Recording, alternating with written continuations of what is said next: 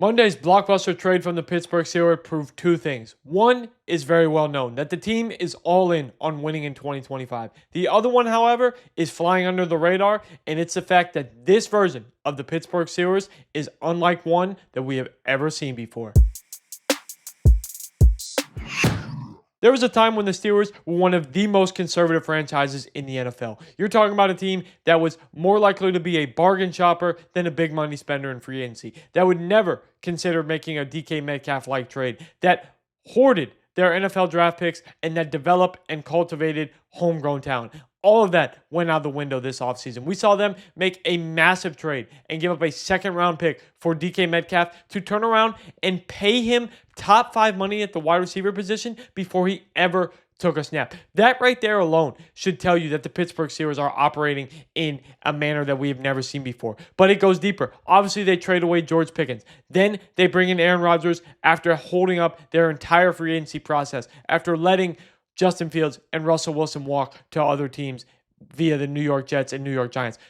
We then see them trade Minkah Fitzpatrick, of all people. A trade that, when it went down, some people were wondering if this was a typo, if this was a NBA Centel or Adam Scheffler kind of situation, given the fact that the Pittsburgh Steelers traded their most beloved safety since Troy Polamalu. The fact that one of their most vocal leaders, that a team leader of his caliber could somehow be replaced by Jalen Ramsey and by Jonnu Smith, was just unfathomable to many people. But it proves that the Pittsburgh Steelers are no longer operating how they used to. It proves that Omar Khan is not Kevin Colbert, that Mike Tomlin feels the heat, that he knows that this version of the Pittsburgh Steelers has to win and has to win big. And that puts a lot of pressure on everybody. If you're Omar Khan, you just really cemented your career based on what happens with this trade. If this goes and backfires, and the team is even worse, say they